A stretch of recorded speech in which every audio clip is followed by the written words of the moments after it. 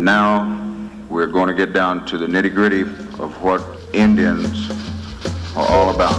I still say we Indian people are believers in the truth. This is the way of life that was given to your people. You're born an Indian, you're going to die an Indian. Indianness is a good life. You're facing an Indian this afternoon. Good Saturday afternoon out there, everyone, and welcome to your number one source for Native American television news, Native News Today. I'm your host, Jason Salzman. Thank you for being with us as we come to you from our studio in Almagee, Oklahoma, the home of the Muskogee Creek Nation, Muskogee Media Headquarters, ready for Native News Today here on Tulsa CW 1219. So glad you could join us. We've got a great show lined up for you this week. A lot of things happening in and around Creek Country and as well as Native American territory here in the upper Northeast. Everywhere out there, stories going on, things happening, news being made, and that's certainly the case around here at Almagee this week. Had a little bit of a scare at the Muskogee Creek Nation complex. We'll have more on that. Talking with emergency management, James Nichols and those folks, really responding in a quick way, and can't wait to share those thoughts from him with you all out there on the great job that our agencies do at the Creek Nation, working with other entities, outside agencies in the town, in the county, in the surrounding areas. So really good teamwork there.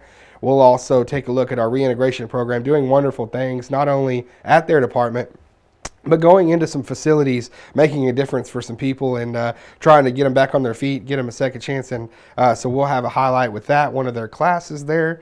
And we'll also take a look at some of our other things we have going on in and around the complex. We'll visit with Sandra Peters. She's doing a Muskogee history class at the Creek Nation for employees. You know, back about a year ago, started doing this strategic planning session at the tribe, having different people come in that work and at different department heads and managers, whatnot, with the tribal administration, the cabinet, going over a strategic plan. What ways can we make things better? How can we do things moving forward with the tribal workforce? This is a fruition of one of those meetings and the tribal planning that they have. And so these classes being offered now to employees, filling up fast. So we wanted to have Sandra Peters, who is teaching one of these classes, to come in and talk about that with us, and she'll be in studio. So lots going on, as I said, around these parts. And next week got some big events too. The Muskogee Symposium's going on. Got the big trip to Louisville at the Muskogee Creek Nation for Native American Night there with the Schimmel Sisters. Also, Horseshoe Bend commemorative trip coming up. Lots and lots of things on the calendar, and we're going to be real busy around here at Native News Today because of it. But we're going to take our first break. We'll come back in studio. We'll have special guest Sandra Peters.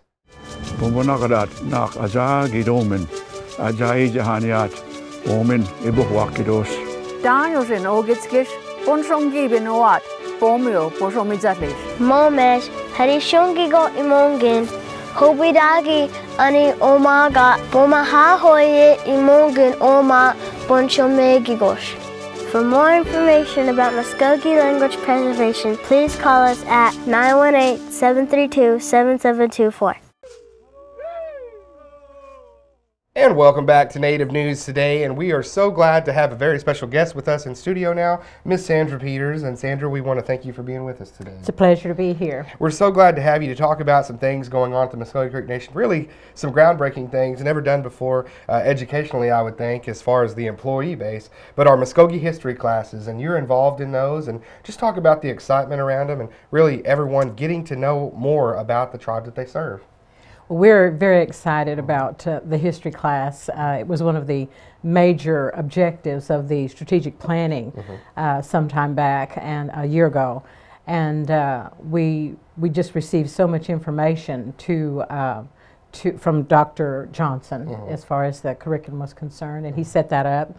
And we're really proud to be able to bring that to our employees. Yeah, and I think it's neat because you see the employees talking about it and getting ready to go over and just learn about the history of this nation, whether it be where we came from, the battles that made us, you know, into what we are, and that made certain decisions and came this way on the removal and setting up in these areas, and our culture and language. It covers a little bit of everything. Can you talk about some of the things that it specifically does cover?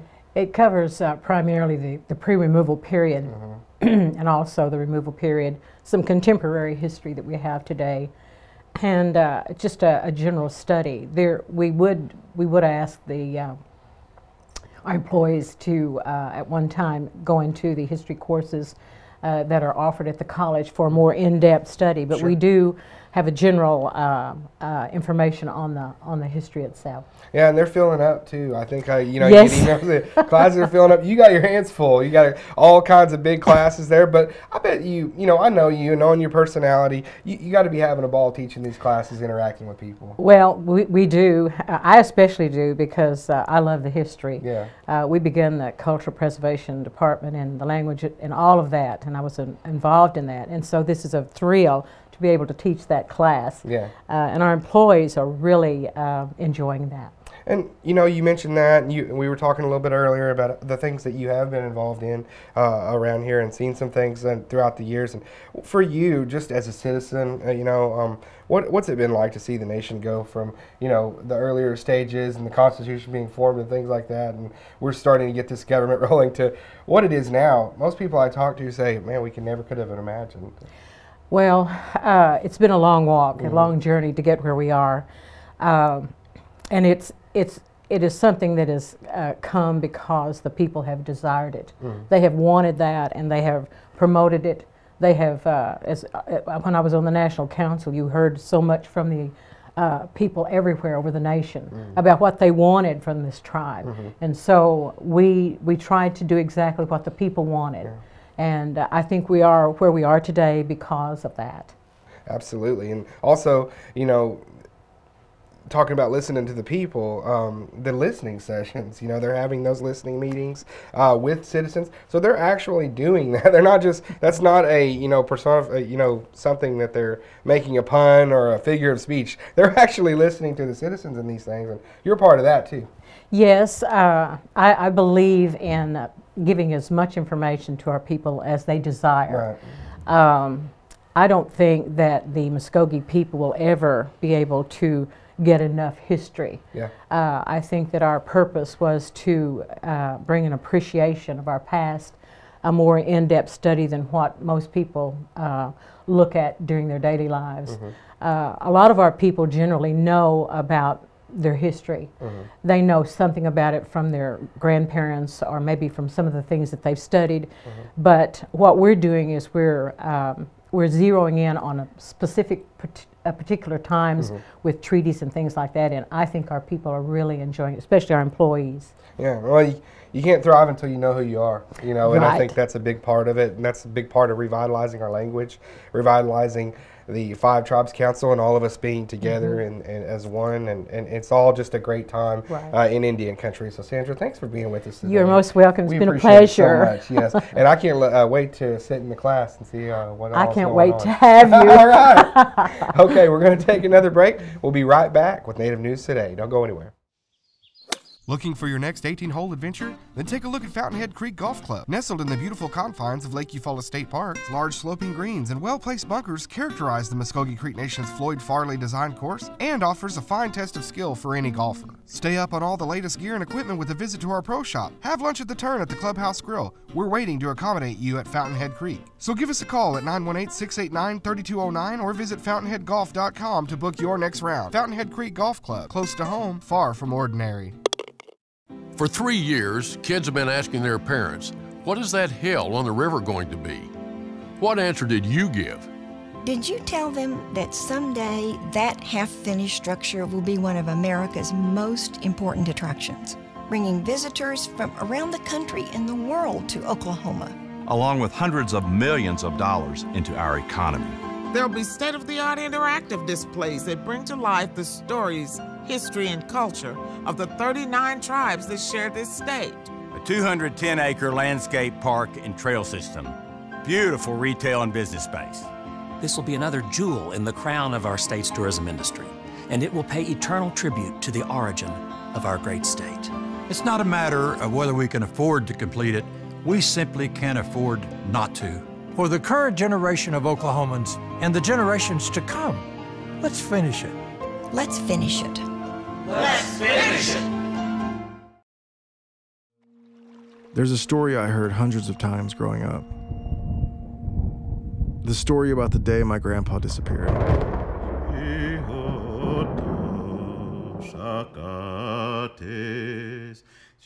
I grew up in a world of songs. I always think of the songs really being the spirit of something. There's a story. They are the same songs our ancestors sang on the Trail of Tears. They carry the grief, but they also carry this great love that works the same way at death.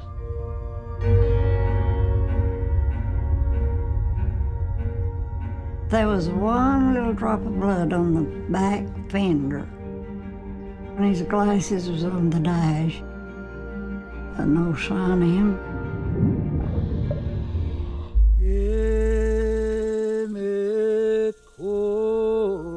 As they searched, you could hear these songs echo through the forest. I didn't realize what that would lead me to. A whole rich story of American music history that had never been told. What would you say is the first American music?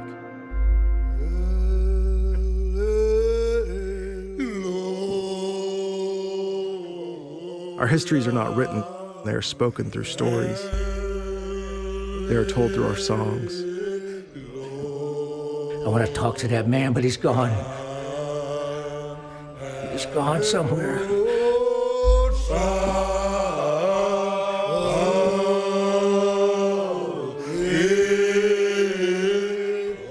When we sing these songs, we're waking up God.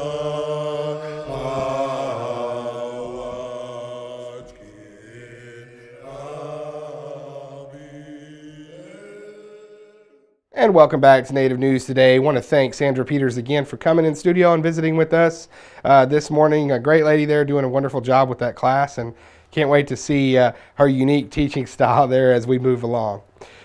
This week at the Muskogee Creek Nation, as I said from the top of the show, had a very scary day, and we had a suspicious package come to the chief's office, suspicious envelope, container, what have you. And they wanted to check it out, put it on alert right away. Emergency management right here on campus. Such a great program and a great thing to have. Was on the scene right off the bat and coordinating with Altmauge Fire Department, Muskogee Fire and Hazmat team came in, tested on site. Everything was fine. But it just went to show you that these agencies all working together can respond quickly to something that could potentially be dangerous and hazardous, and it's a great thing that they were able to show that. And I was the first one to be able to speak with James Nichols about the event. We're here outside the executive building on the campus of the Muskogee Creek Nation, and James, a very unusual, a little bit of a scary day here at Creek Nation. What can you tell us so far? So far, we had a suspicious substance that came in the mail. Opened up, and because it was suspicious and where it came from, we took all the precautions that we needed to as far as locking down the building, and then we called in the appropriate authorities.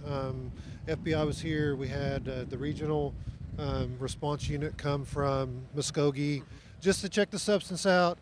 We had we thought that it was going to be okay, but our citizens, we want to make sure that they're taken care of.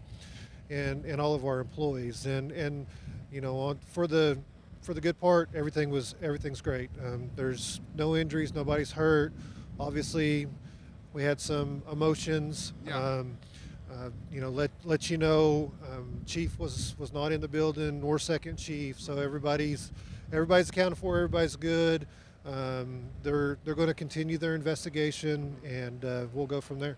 Right now, can we say where it came from, or is that just something that we'll leave out? Or I think we'll leave that out right now, okay. Just because they're doing their investigation, and we just want to make sure that we don't mess anything up for them.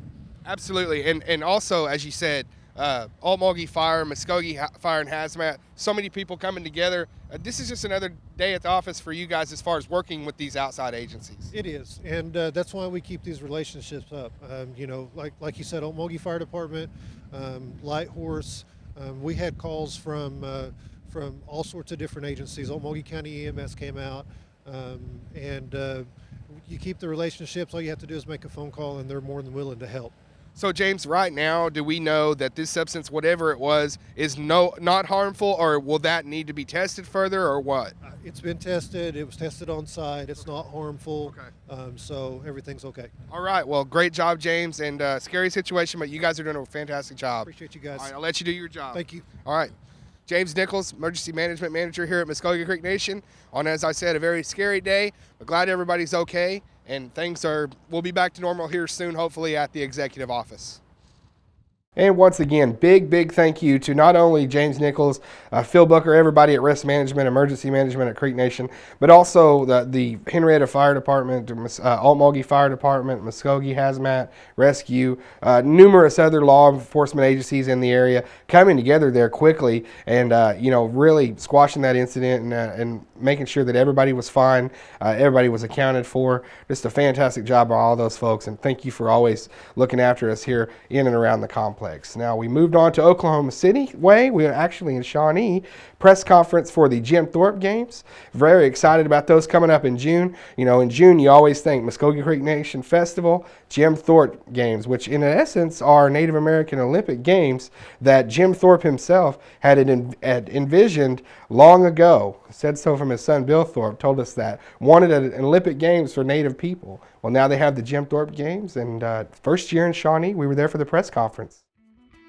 Media gathered last week on the campus of Oklahoma Baptist University in Shawnee for the press conference announcing the 2014 Jim Thorpe Games, which will now have a new home. The games this year will be June 8th through the 14th, and so we expect the same number of athletes coming in, great facilities, so that's what, moving to Shawnee I think will really benefit the games. Executive Director of the Games, Annetta Abbott, talked about the smooth transition to a new city.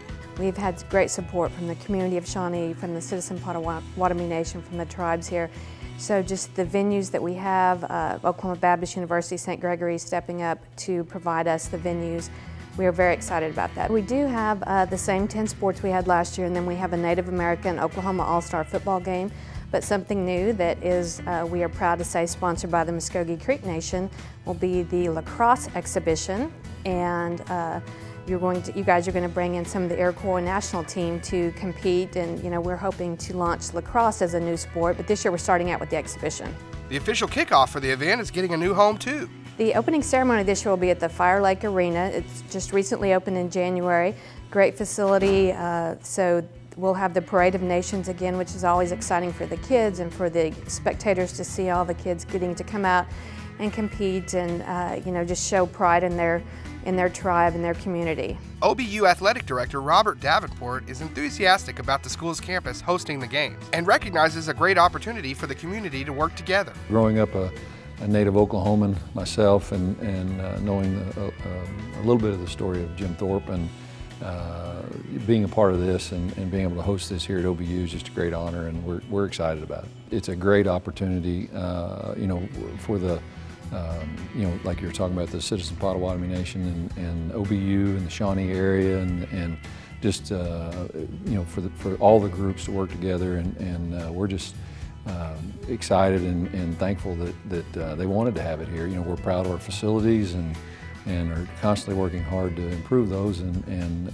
I think it's a tribute to us as well that somebody would want to host an event such as this here on our campus. For Bill Thorpe, Jim Thorpe's son, his role changes from ambassador to fan when the competition arrives. I mean, to see these young kids and stuff like that have something to strive for, something to work at and to become winners. For Thorpe, it's pleasing to see his father's dream come to pass. He actually kind of wanted the Junior Olympics games, and it's something that he was looking at having really nobody really in the United States has tried to do really that much for the American Indian kids.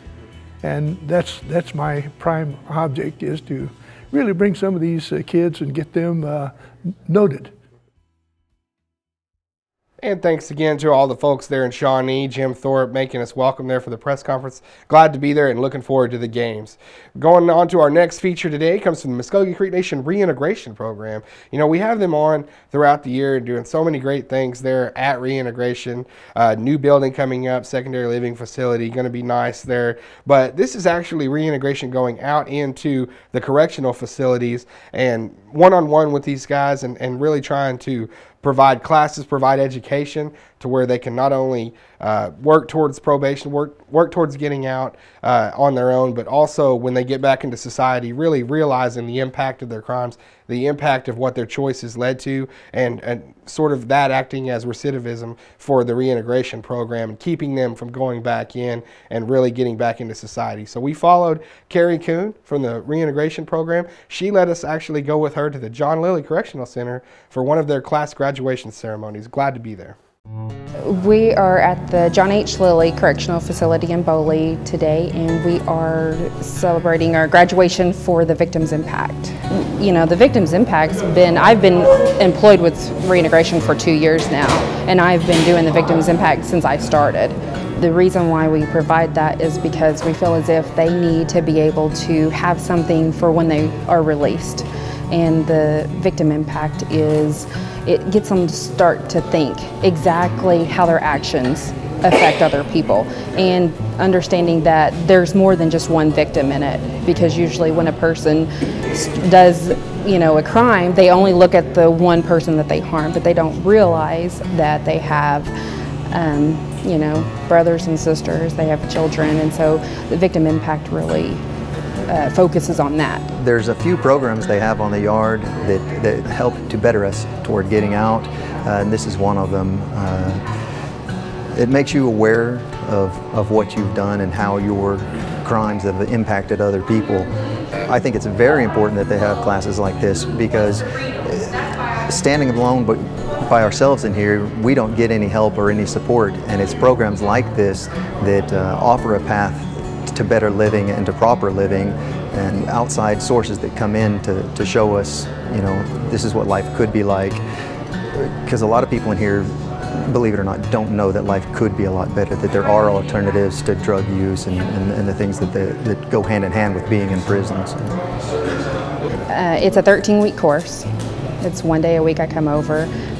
I usually have morning class and afternoon class, 12 and 12, 12 men in the morning, 12 in the afternoon. And there is a 13 core topic. Each one of them is different crime. They go for, murder to DUI, drinking and impaired. But on each unit, they go over exactly how that crime affects a victim. And we go over who's the victim, and we just go over every crime. The one thing that I teach them is if they don't have ownership for it, then they can't change. So that's the first step. We'll go over steps, and the first step is ownership.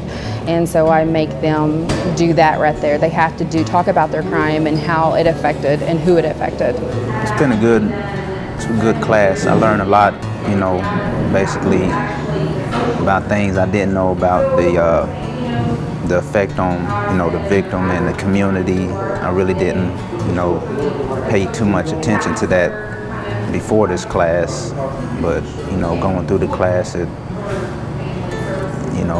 got a lot of knowledge out of it, and, it was good. It was a good class. The benefits that, you derive for the citizens or whatever, it's very necessary, because you don't have to get out and not have nothing, and then have to resort back to, the lifestyle that, put us in here, thinking that we have to, get back. It's good. The reintegration program is nice to have, people looking out like that.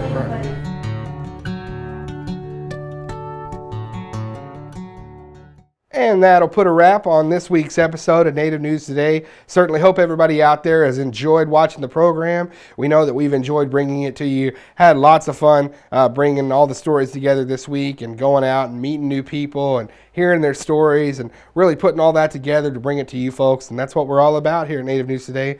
Been doing it for 398 weeks now.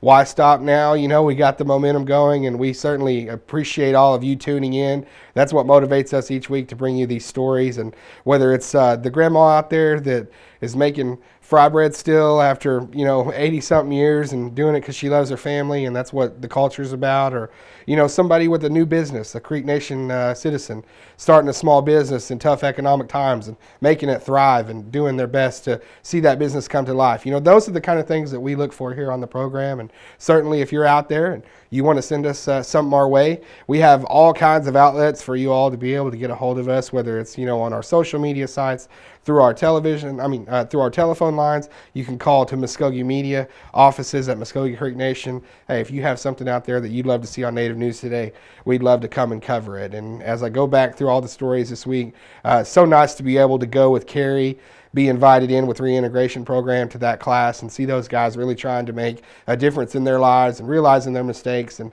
picking themselves up. And the reintegration program, such a vital thing that we have here at the Muskogee Creek Nation. And other tribes sort of looking at us as the lead on that and trying to come up with their own too. And I think it's a wonderful thing for Indian country that we, you know, no citizen left behind, sort of, so to speak. And so we look at that, and those are great things, and we always love to tell their stories. And we also go to the executive building mishap that we've had this week, and you know, you look at that, and gosh, yes, on one hand, it was a scary thing and something that could have been tragic, but also you look at the positives and say, look how fast our emergency management crew jumped in. Look how fast they were able to work with other agencies, and other agencies trusted emergency management to take care of things until they could get there. And so that you look at those things and the way that Muskogee Creek Nation has built from within, the inside out, and the things that they can provide. It's really a show of the strength of the sovereignty of this tribe with things like that. And it's really nice to be able to provide those services. Then you look at the Jim Thorpe games, as I said, meeting Bill Thorpe, you know, Jim Thorpe's son. That's a living piece of history right there. A great guy. It's always wonderful to talk to Mr. Thorpe and get his opinions on things in the sports world, and really just talking to him about being a fan at these games. You know, we mentioned in the story that he's such a fan, and he really is. He goes and watches these kids. He gets a great enjoyment out of seeing the competition, and for him to be an ambassador for his father's vision, as well as go and, you know, really enjoy this competition as a fan. It's a 100% wonderful thing for him, and we love being able to cover it. So for you guys, we'll see you next week. Have a great one.